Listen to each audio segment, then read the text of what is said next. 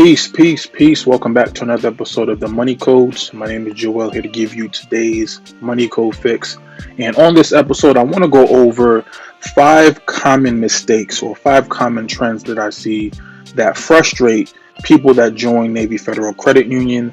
There are some mistakes, there are some missteps that they may unknowingly do that might frustrate them. So I want to take the opportunity on this video to go over these 5 things and see if I can give you a different perspective on how to make your transition into Navy Federal just a little bit easier. And if you are already not subscribed to the channel, make sure you do that. We talk about everything from how to build your credit, how to dispute derogatory items, how to leverage our credit, mindset. We talk about everything in between. So if you are already not subscribed to the channel, make sure to do that. So let's not waste any time. Let's just jump right in. So the first thing I notice is people talk about getting frustrated very easily. So the main scenario that I see is you have 2 people, one person, they have a almost blemish-free credit profile. They have maybe one collection from like 5 years ago. And then you have somebody else who has 5 collections. And the person who has 5 collections on their credit profile, they get approved for a credit card product with a higher credit limit. I see this a lot, and then people tend to get frustrated online, or I'm on the phone with them and then they're trying to decipher why their credit profile is better than the next person. They're trying to look at their DTI. They're trying to look at so many different things.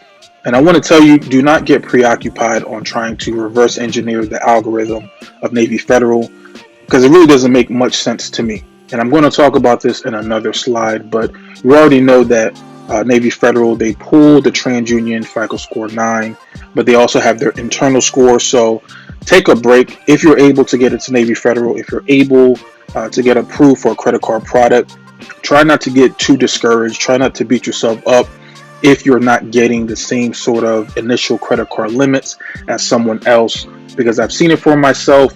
There are certain credit profiles that I was actually surprised that not only Navy Federal gave credit card products to, but they actually gave them great starting limits. So again, don't get discouraged. Just put your best foot forward.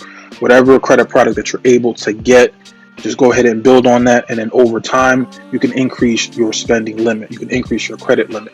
So don't try to play the comparison game. It's going to save you a lot of frustration. Number 4. Navy Federal requires 3 months, specifically 91 days of on-time payments on a new credit card account before approving any additional credit line. And I've seen people try to look at the calendar, try to time it so that it's 91 days and 5 minutes to try to apply for a new credit card product. And that's all fine and well if you want to do that. There really is no penalty for waiting the 91 days to try to apply for another card. Something that I would suggest is you might want to just take your time a little bit. If you are new to Navy Federal, we talked about before how there are other products that you can build a relationship with them, get a savings account, get a pledge loan. By opening up several different accounts with this bank or with this credit union, you're going to strengthen your credit profile, so that way in the future when you try to apply for either the credit limit increase or you try to apply for a new credit card product altogether, your credit profile can be a bit stronger and you can try to get higher credit limits. So again, don't necessarily try to rush for exactly 91 days, especially if you do not have a very strong credit profile. It may be a little bit better for you to take your time, again, nurture the relationship, get a savings pledge loan, pay that down. Try to build this relationship a little bit more before you think about automatically trying to apply for new credit card products, specifically every 91 days. A little bit of patience can go a long way. Number 3, kind of piggybacking off the previous slide, the timing of your credit limit increases. So 91 days with at least 3 full statements for your first credit limit increase. So you get your first credit card products. For your first credit limit increase, you're able to apply for that first credit limit increase after 91 days. Very similar to applying for a new credit card product. Once you get that initial credit line increase for your credit card, you're going to have to wait 181 days in between credit limit increases. So here is a suggestion. So if you're somebody that wants to take the slow and steady approach, you've done one or two savings pledge loans, you have a savings account, you have your direct deposit going to Navy Federal, that person may want to wait several months before trying to apply for a credit limit increase. What some people may not be aware of is Navy Federal, they do have a reputation of doing automatic credit limit increases. So if you're somebody that's trying to do the slow and steady, get several pledge loans, have a direct deposit, and kind of space out your credit limit increases, if Navy Federal gives you an automatic credit limit increase, that's good. But remember, it's also going to reset that shot clock. So you're going to have to wait another 181 days before you're able to go back to Navy Federal and ask for a manual credit limit increase. So what's the solution for this? If you're trying to have more control over the situation, you can actually contact Navy Federal and ask them to disable the automatic credit limit increase on that specific product. If you want more control over the situation and the timing of your credit limit increases, you may just want to call Navy Federal, have them disable the automatic credit limit increases, and that way you have 100% complete control over when you ask for your credit limit increases. Again, it gives you more control. Number two, focusing on only FICO. So I've seen people look at the Credit Karma, and again, this is for people that do the comparison game. They'll look on the Credit Karma, and then they'll say, "Hey, I have a 620, I have a 680." Number one, Credit Karma is Vantage 3.0. It's not FICO. So whatever score you're seeing on Credit Karma, it doesn't even matter. It doesn't even impact Navy Federal at all. Again, Navy Federal uses TransUnion FICO score 9, not FICO score 8, which is what you normally see on a lot of free sites. If they do actually give you your FICO, they use FICO score 9. And even on top of that, Navy Federal, not only do they use FICO score 9, TransUnion, they have their own internal scoring model, which goes from 100 to 450. So for all the people that keep trying to compare their credit profile with other people's, there are so many other items and variables that these banks and these lenders are paying attention to. It's very hard to just flat out compare your credit profile with somebody else's and try to see who's better. They're looking at DTI, they're looking at age of credit. There's probably variables that we're not even aware of that Navy Federal and other lenders are paying attention to.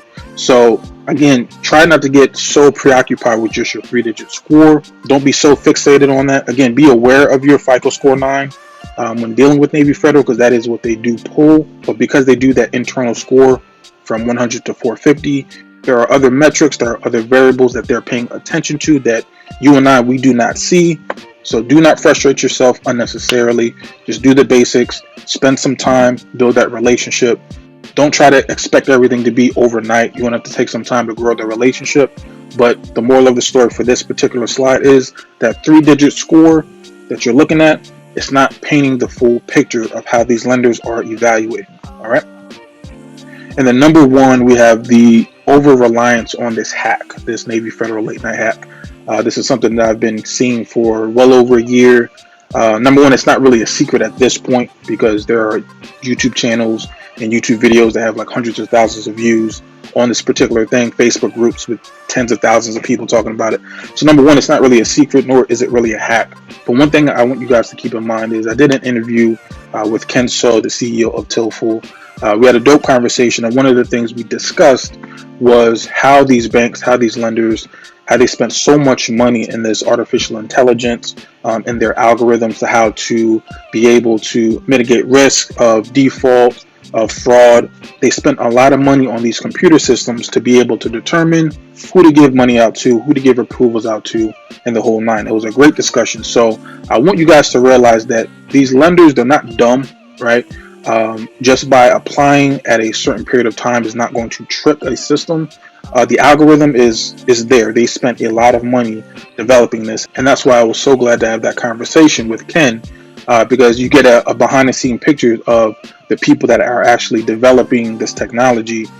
They're spending a lot of money and a lot of time, and it's very sophisticated. So I don't want you to think that by going online and submitting an application at 1 a.m. that you're somehow tricking a $1 billion industry, right? You can go ahead and you can apply anytime that you want, but really I want you to focus on not trying to game the system or trying to pick a magic time, but more so I want you to focus on building out a sophisticated and well-rounded credit profile That way you're not having to worry about the time of day when you submit an application.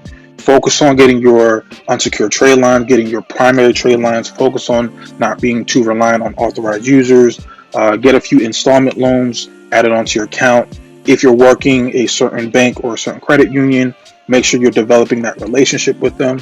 There really is no secret at this point, especially now with all these fintech companies coming out. Instead of looking for hacks and tricks and all these things that you think is going to give you a leg up, just focus on a solid credit profile, because that's what's going to take you to the next level when it comes to credit card product approvals, when it comes to credit line increases, when it comes to building up your business credit. There's so much that goes into this. I don't want you to be so preoccupied with a hack. I want you to be well educated. I want you to be sophisticated.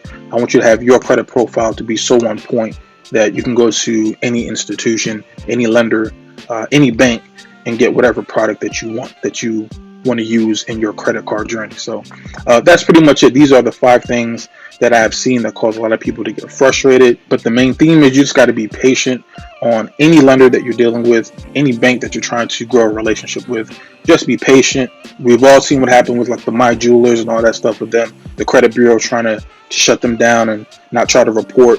Just focus on the things that they cannot take away from us. Focus on a solid credit profile.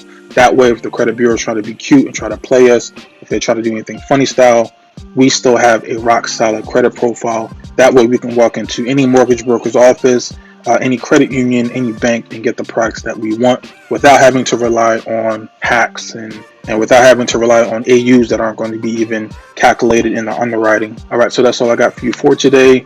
If you have not already, make sure to like, thumbs up, subscribe to the channel, go down in the comments. Let me know your thoughts. Let me know if there are any specific credit card products that you want me to review. And aside from that, I'm going to catch you in the next episode. Peace.